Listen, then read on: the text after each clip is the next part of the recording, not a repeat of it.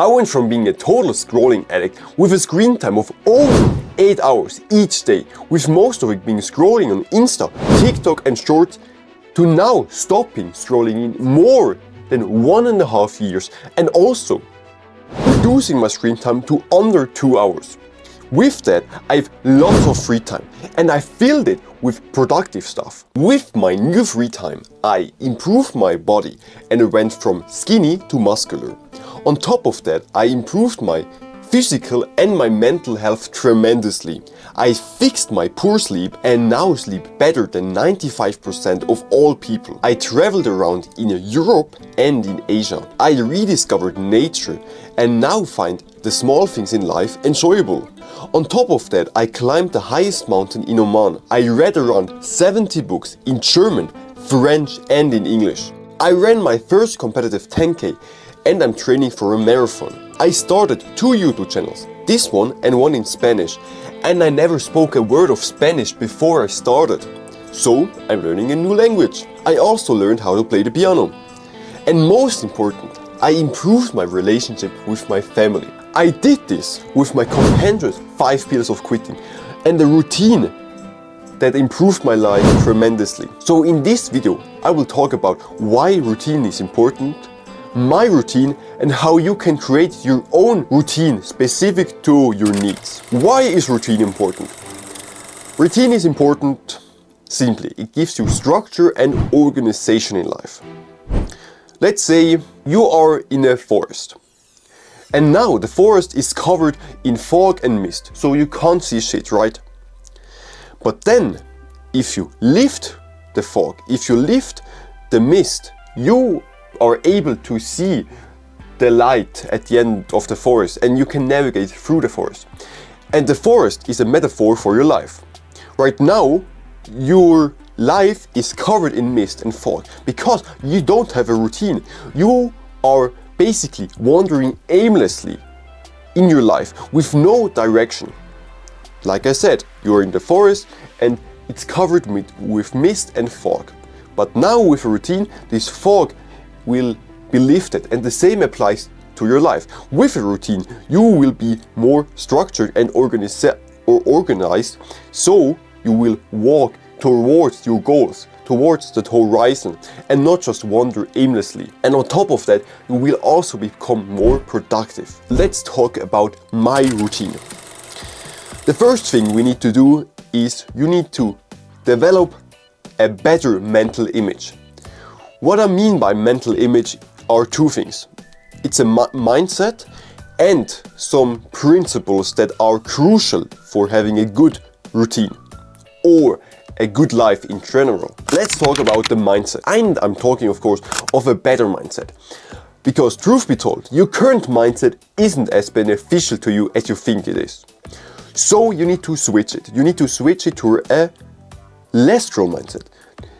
This less scroll mindset incorporates 4 things. And those 4 things are: first, you need to value your time more. You need to treat your time as it is, as the most important thing in your life.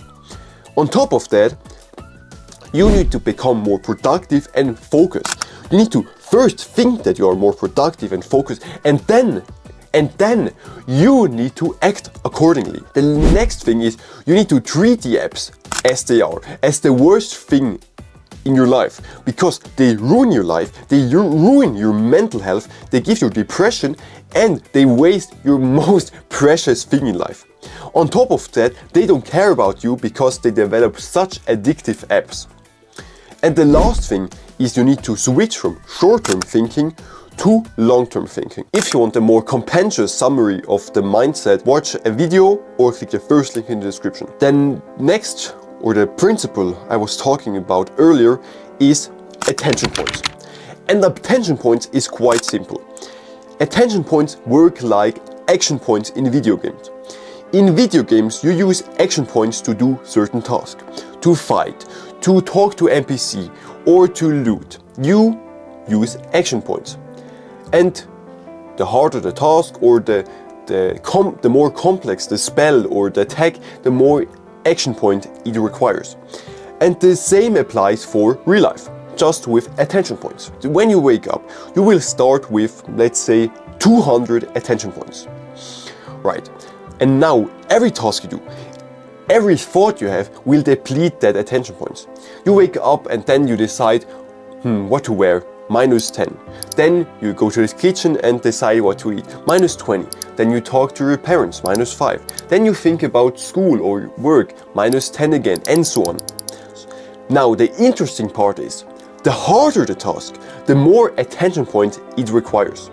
And your hardest task, the task that you always delay, that you always postpone, that you always say, oh, I will do it later, and you push it to the next day, this task requires, let's say, 100 attention points. And the reason why you are unable to do that hard task, why you always delay the task, is attention points. Because you want to do your hardest task most likely at the end of the day, because you always delay it. But then you feel unable to do it because it's like an invisible barrier in front of you. And the reason is attention points. Because you have only 40 attention points left, you are unable to do the task that requires 100 attention points. Now that you know that, you can use this to your advantage. You simply need to do your hardest task first thing in the morning, and that's it. You do your hardest task first thing in the morning. With that, you will feel able to do that hard task. That hard task feels easier to do, and now every other task feels in comparison so easy. So this is the principle you need for your routine, and I use for my routine as well. My hardest task is recording. So I wake up, I cold shower, and then I record, because it's my hardest task. If I don't do this, then I just delay it and I won't do it. So I do it first thing in the morning. Let's talk about the routine, my routine. So a routine is quite simple. It isn't very complex. A routine is just a plan. It's a blueprint for your day-to-day life. And the routine I want you to make is also very simple. The first thing you need to do is you need to make a starting point and an end point to your day. This is simple. You make when you want to wake up and when you want to go to bed. That's it. Now you have basically a starting point and the end point of your day, because the rest of the day is sleeping, and you don't need a routine or a plan for sleeping. So now you need to fill the blanks between your starting position and your end position. And a little bonus tip, if you want to improve your sleep and also just feel better in life because your sleep improved, then make sure when you want to wake up and go to bed at the same time every day. Because it doesn't matter if you sleep 6 or 8 hours. The more important thing is if you sleep regularly or irregularly. Multiple studies shown that if you sleep 6 hours on a regular basis, you have better sleep than you would if you sleep 8 hours on an irregular base. That said, now you need to fill your blank space between starting and end position. And you do this by two things, with work slots and with free time slots. It's quite simple. The work slot is basically the slot that you can't control. It's work or studying or school. So you fill your routine blueprint with that. And every other thing is free time. It's a free time slot. The work slot you don't need to fill because it's filled with work or with school already. So you need to fill your free time slots. And how do you fill your free time slot is simple. With a weekly goal and with to-do lists. What are weekly goals? Weekly goals are simply goals that bring you towards your big goals at the horizon, your yearly resolutions, your monthly goals. And if you don't have yearly goals, if you don't have monthly goals, then do this right now. Stop this video. I don't care about views. Stop this video and find out what you want to do in life and what goals you want to have. It's simple. Just grab a piece of paper or a booklet like this and then go to a quiet room. Think about what you want to achieve in a year, in a month, and write goals accordingly. Write as many goals as you want. And then you come back to this video and you do weekly goals towards that. I give you an example. Weekly goals could be something like reading a book, and your yearly goal is reading 50 books. So your weekly goals, if you do them every week, you will achieve your yearly goal, right? And now, the to-do list is basically the day-to-day things you need to do to achieve your weekly goals. For reading a book is, let's say, reading 30 pages. So if you do reading 30 pages every day in your daily to-do list, you will achieve your weekly goals. And now you need to create your own weekly goals. This could be specific to your needs, specific to your interests, specific to your work or your study. Now, if you have your weekly goals, you need to make daily to-do lists accordingly. Daily to-do lists, like I said, are things you do on a daily basis that if you do them for a week, you will achieve your weekly goal. On top of that, you will also fill your daily to-do list with habits that give you a huge ROI, a huge return on investment in a week, in a year.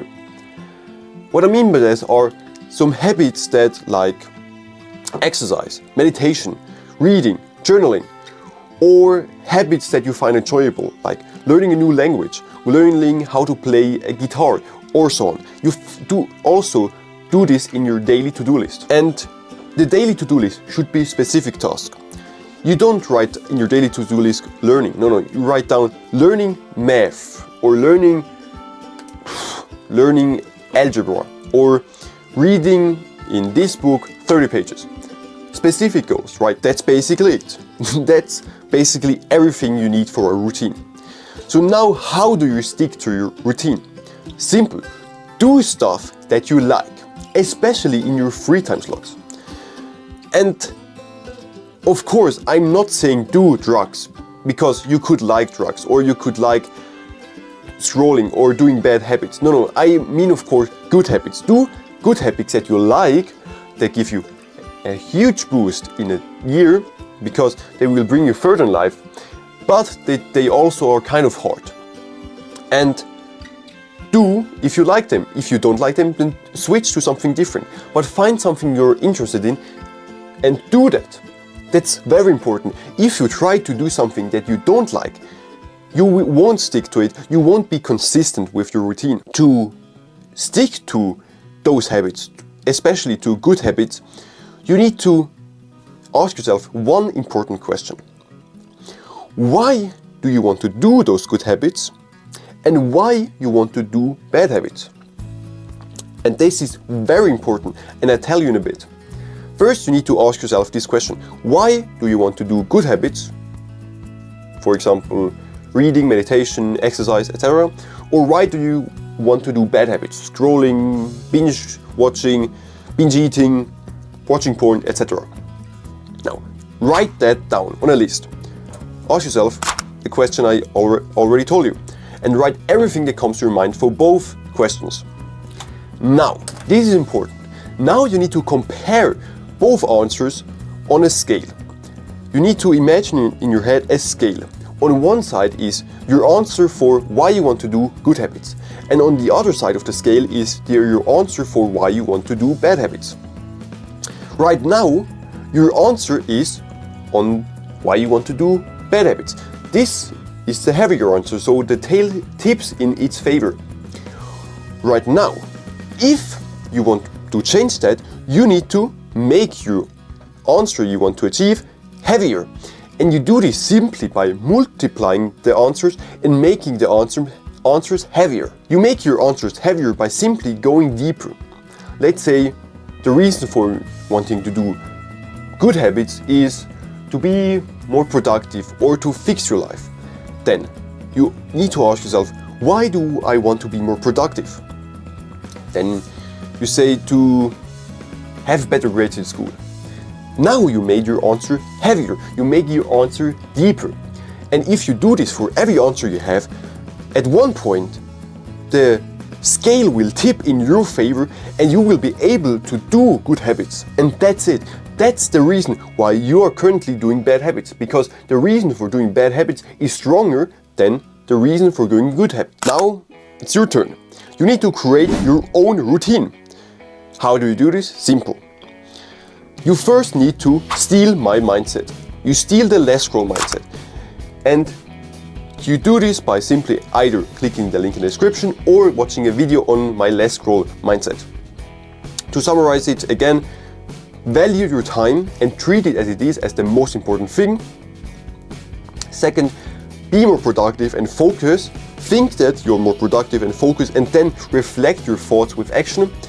The next thing is the apps like scrolling, TikTok and Shorts aren't cute, they aren't fun. Not 15 minutes a day is alright, no, 0 minutes, because they waste your time, they waste your most precious thing in life, and they don't care about you. They don't care if you develop mental illness, mental health issues, or kill yourself. They don't care, because they made such addictive apps. If they would care about you, they wouldn't have developed such addictive app, and they would stop creating or making their apps so addictive. Then you need to always have the attention point principle in your mind. Do your hardest task first thing in the morning, and then every other task will feel easy in comparison. So, make your own plan right now. And you do this by either taking a piece of paper or using Google Calendly. And you do this simply. You make your starting and end position, and preferably at the same day every day. Then you fill in with free time slots and with work slots.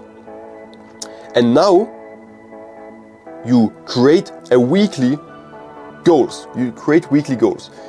And you create weekly goals on a piece of paper or on your phone. And then you need to stick that on your wall or somewhere you can always see it, or you use it as your lock screen or your home screen. The same applies for your calendar or your blueprint or your plan, whatever you want to call it. You need to either stick it on your wall if you did it on a piece of paper, or use it as your home screen or your lock screen. This is so important, so you can always be reminded of your routine. Now, for your daily to-do list, you simply take a piece of paper and write down every night before, for the next day, your to-do list. You can write it on a piece of paper, or you can use your notes app. Right. I prefer writing on a piece of paper because I think it's more beneficial, but you do you.